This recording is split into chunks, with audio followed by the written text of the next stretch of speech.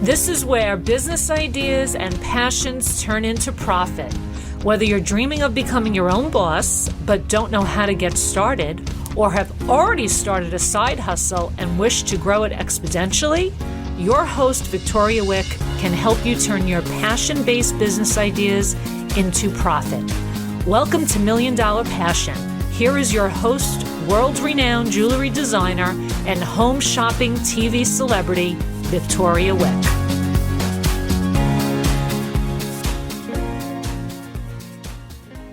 Welcome to another episode of the Million Dollar Passion Podcast.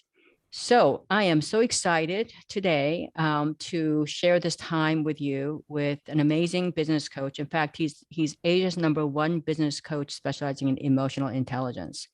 Ladies and gentlemen, we all agree that we all need more emotional intelligence? I swear to you, the world would be a better place if we all kind of exercise more emotional intelligence. I mean, I don't have either kind of intelligence, so it'll be fine. But anyway, I want to introduce you to Daniel Tolson, and I'm going to have him explain a little bit about himself and his journey. It's an amazing journey. This is why I'm going to have him speak to you about it directly, because he has an amazing accent. He's got an amazing story that's very powerful. So, Daniel, welcome to the show. Thank you for having me here. It's a great pleasure. Thank you.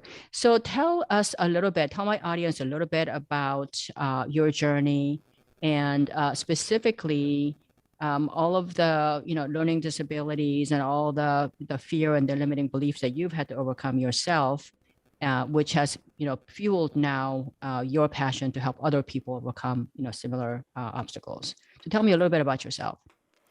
I remember at school running in the school carnivals, and my knees would collapse. I'd be running and then my knees would collapse. And my mum would be like saying, "Daniel, what's going on?" I said, "I don't know.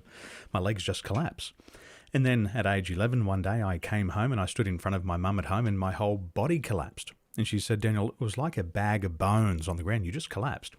So we started to get some medical treatment. We noticed that your hips were out of alignment, your spine was twisted, your neck was twisted. And then they discovered the platelets in the cranium were pushing down on the left and right hemisphere of the brain. And that was giving you all those constant nosebleeds that you had. So as they started to do these checkups, they realised that I was visually impaired. Albeit I had 20/20 vision, I still couldn't see properly. I was going for music lessons and I just constantly make mistakes playing the guitar, and I was repeating mistakes over and over and again. And then they realised I was tone deaf. And then I got diagnosed with linear sequential learning disability. And it was one of these interesting disabilities where you could see everything on the blackboard at school, but when you wrote it down, nothing matched on the paper. And then when I would read what was on my paper, it was all jumbled up. And I could remember the kids laughing at me. And the teachers started to think, maybe there's something wrong. So the teachers then did some work with me, and then I was diagnosed with linear sequential learning disability. For 5 years, I stayed in remedial therapy. And I remember going to one special school, and they sat me down with a big piece of butcher's paper. And I was probably about 12. All the other kids were about age 5. So I knew there was something wrong. And all I had to do in this room was draw a figure 8 on a piece of paper. And by doing this, it was supposed to be realigning the left and right hemispheres of the brain. And so I was doing that. And this went on for 5 years. After 5 years of remedial therapy, I got Epstein-Barr virus, chronic fatigue, teenage chickenpox. I dropped out of school, never finished school. And then for the following 2 years, I had knee reconstructive surgeries. So that first 19 years of my life There's a lot going on. Was just a mess. Yeah. So, and that's what makes it so amazing today, because, most people could have and would have given up, or most people it would have been so tempting and easy to limit yourself and say, because, I have physical limitations, and because I can't think clearly, and because something is wrong with my brain. I mean, that's medically diagnosed. I was medically diagnosed that I'm doing the best I can. I'm doing great for people that are disabled or whatever, but it wasn't enough for you. You decided that, nothing's going to stop you, and that you're going to still, find your maximum potential. So you've, found a formula that worked. And I'm sure that there was a lot of professionals that helped you along the way. But if you, the patient, aren't willing to kind of work with that and experiment and, be constantly in search of excellence, you wouldn't have come to where you are now. So let me ask you now, this word emotional intelligence is something that seems to be a lot of people are now using as buzzwords. What, in your opinion, what is it? Why do we need it? And how does it help you get ahead in life? It's true, it's a buzzword. It is a buzzword, and people throw it around. And I think we've got to get back to the roots of it. Yeah. It's being street smart. I think that's really what it is. It's being street smart. My parents were pawnbrokers. They bought and sold secondhand goods. We used to buy and sell secondhand jewellery. My parents were not formally educated. My father was a farmer. My mother was a hairdresser. But they were street smart. They could read people, and they also knew their strengths and weaknesses. So when we look at emotional intelligence, it's really being street smart. And we can use that intelligence in business, and we actually get rewarded for it. People like Dr. Daniel Goleman say that emotional intelligence contributes to 58% of your success in your daily life. And it's a huge contributor to success. So when we look at somebody who's confident, confidence is a part of emotional intelligence. Imagine trying to do a business and you lacked confidence. Imagine trying to do business and you don't believe in yourself. Imagine trying to do business and you're comparing yourself to other people. What happens is you feel worthless. You don't feel that you deserve the good things, so you don't take action. So the first part of emotional intelligence is that self-awareness. Who am I? What are my strengths? What are my limitations? And instead of focusing on what's wrong with you, you focus on your strengths. And what we say is what you focus on grows. So you focus on your strengths and you play to that. And that's where you start to grow your business around that strength. So that's really interesting because you say that you've something like 58% of your emotional intelligence is directly responsible for your success. I would actually argue that's 80%. And I say that with, I have master's degree and all that, which I don't use, thank God.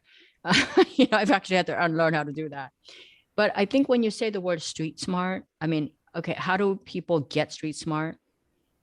It's, in my opinion, it's people that have a pulse on other people's emotions, right? So if you look at a customer and, you're going on and about something and your customer, is staring at you like blank stare, you, as somebody who's street smart, is going to go, oh, dear God, like this person, I've lost this person. Like I need to get back on track. Where somebody with, a PhD in communications might go, oh no, I'm doing fine.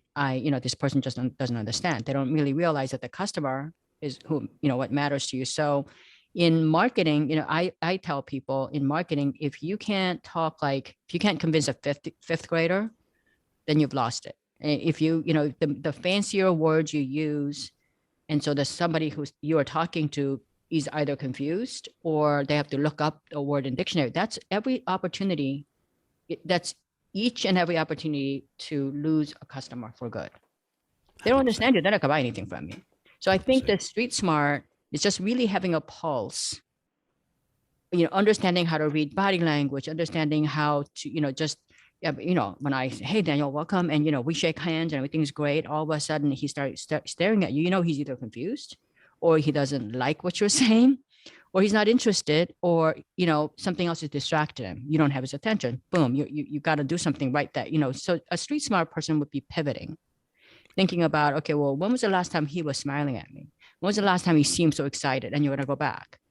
I'm on TV, we do this all the time. When we have to read the screen. I have to talk to the host is talking to you in your ear, like, oh my God, like when you said the soccer mom, all the phone lines in California went through the roof. And so, I would pivot and go, when I took my, daughter to the soccer games and blah, blah, blah, you keep on doing this. So not, understanding the street smart is not something you have to go get a degree on.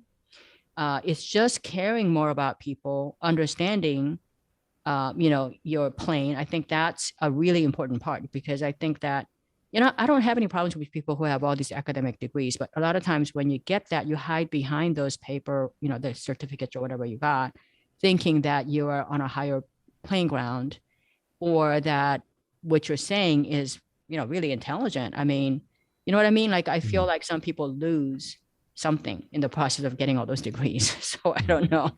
Well, what you're talking about is, we call it empathy. And empathy is the ability to read other people's emotional makeup. And that comes through sensory acuity. So as I'll unpack what you're saying, is you've heard the voice in the ear, soccer mums. And so a lot of people hear soccer mums and will go in one ear and out the other. But you've got that sensory awareness to say, oh, this is emotionally interesting to people. And so you focus on that. Right. But it's also, it's hearing that and saying this is important to others. And I think what people don't understand about empathy is that if there is no empathy, there are no sales. Right. And people are 100% emotional when it comes to purchasing. We become logical in the left brain and we make the decision in the right brain. And so when you find those little things, you drill down into that. It's like following that seam of gold. It might only be an inch wide, but it could go a mile deep down into the earth. So now, for those of you who are just listening on audio, Daniel has actually written a few books, but my favorite is The Mental Detox. And I think that's, and then he has another book called How to Win Sales Now.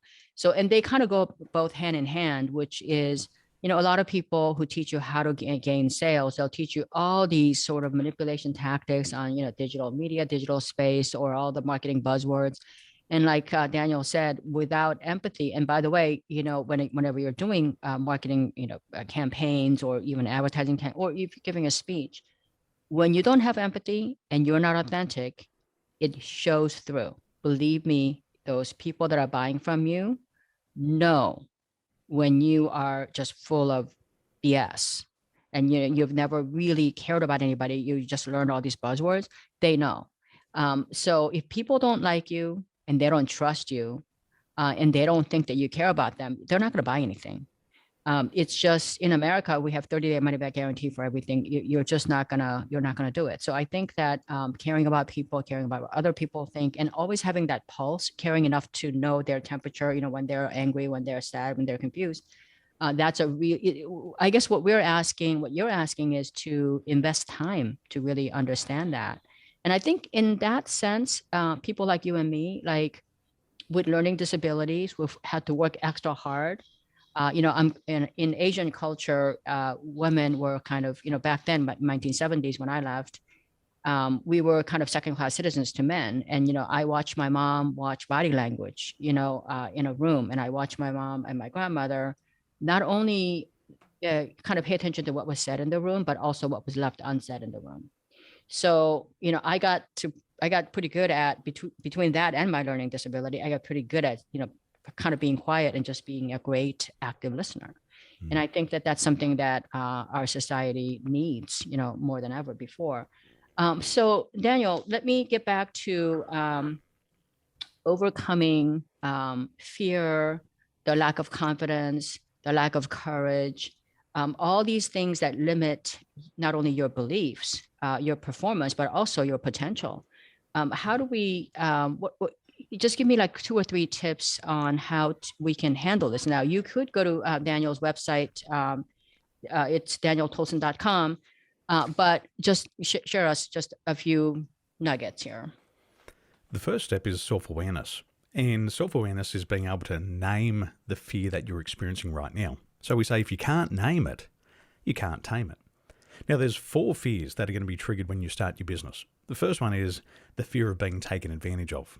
And if you're experiencing the fear of being taken advantage of, you won't be asking for help. You'll hear messages from experts and authorities, and you won't ask for help because you're afraid of being taken advantage of.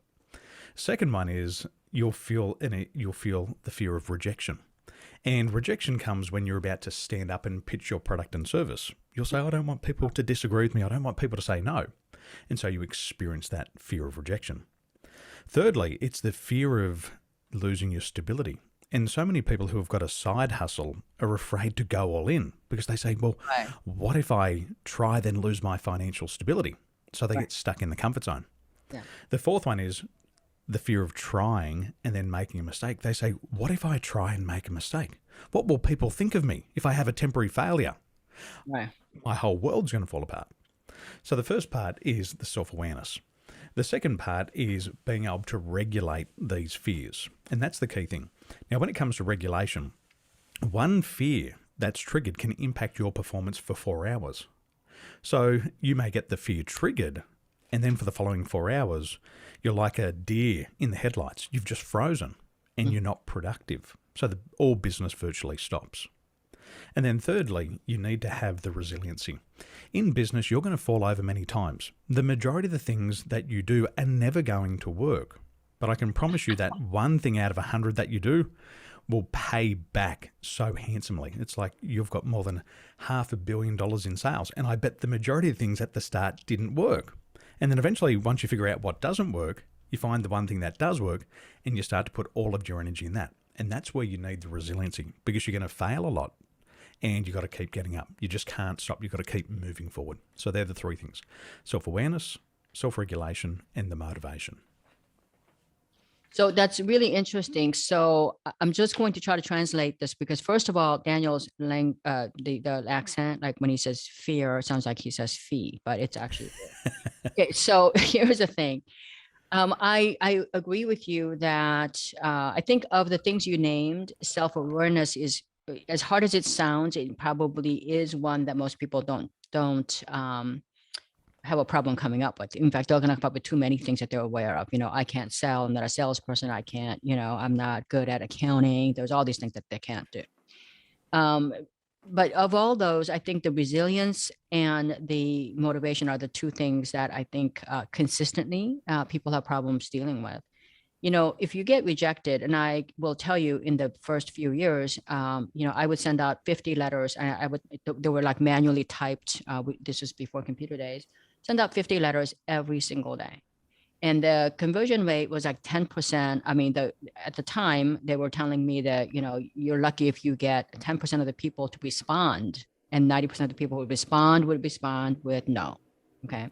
So your conversion rate of actually getting a maybe or a yes was like 2% or whatever. It was very low. So you can see, I mean, if you look at someone like Michael Jordan, who's supposed to be like, or you can take LeBron James even. And I'm not even a basketball fan. I don't really understand it, but I will tell you, whenever you do watch him play, every other shot, they don't make it. Right? They're not making 90% of their shots. They're making, like 30% of their shots. Mm. So if you think about that, and they're the best. So can you imagine the professional basketball players who are not legacy names, they're missing 60, 70% of their shots.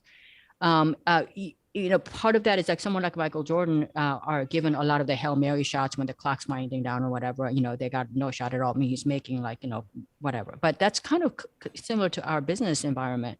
A lot of the stuff that we do are Hail Marys. And so, I mean, do you see somebody like, look at someone like Babe Ruth, when you read his stories, he was batting 400 or 500 or whatever. That means 10 times out of, I guess 5 or 6 times out of 10, he was missing as well. Yep. Right. And they made such a name. So, don't be afraid when you fail and when something doesn't work out. It's just like rejection is just feedback. What I do always is like, I ask people, thank you so much for writing back to me, because most people don't even take the time to read my letter. And of the people that read my letter, very few people take the time to tell me no. So thank you so much for even doing that. And, if I can indulge you a little bit about like why you don't want it, is it too expensive, or, if there's anything any feedback you can give me I'll be so blessed. You don't have to buy a thing from me. And when they give you that feedback, you incorporate that. You can go back 6 months from now. You can go use it, with other pitches, because, they're giving you some really good feedback. That's how I got my business started. So that resilience factor means that it doesn't just mean that you have to have a thick skin. It just means that you got to make that commitment, like, no matter what. Don't let those temporary rejections and, failures or whatever, the outcome that you didn't get, to set you back, because you got to stick to it. Because, if I heard somewhere that I listened to Denzel Washington give a speech, like a commemoration speech at a graduation. And he was saying, in part, that it was such a befitting thing that he was giving this speech at that very stage that he had assumed was going to be his last audition. He said, like, I've been going audition after audition after audition forever. And I never even got like a one-liner. Like, people just said, you're not a good fit or whatever. And he said, I had booked this audition. And then he realized just for the audition before that he was never going to be a good actor. He was never going to get a break. So he said I was just going to, I gave my word that I'm going to come to the audition and there were people waiting for me. So I thought I'm just gonna just give it my best and, you know, just let it be. And I was gonna go and be a taxi driver, whatever life has waiting for me. And that's the one that he got a breakthrough role. So he said, had I quit, you know, the day before, or had I not shown up to this one because I was just disappointed or whatever, there would be no Denzel Washington. So he was giving that speech at that very auditorium that he was not going to show up to. And so he showed up to this one. But, you know, I just think that resilience is a huge thing. And then the last thing is motivation. I don't know about you. I'm going to ask you a little bit about this now, is how do you, in the face of the whole, you know, like seeing, you know, you're suffering from anxiety, all the fears and everything else, and then something doesn't work. And so you're like, oh my God, like everything I feared just came true. That's so easy to do. And then if you're lucky enough to have a wife or son or friends or colleague and say, Daniel, that's not true. Look at what you all accomplished so far. You know, you didn't get exactly what you wanted, but look at all the stuff that you learned. You got to keep going. So you keep going. And then the second time something doesn't work, that you definitely give up. You don't even ask anybody. And that's what I see a lot, especially with millennials. You know, they just don't have the patience or the resilience or the commitment or the persistence.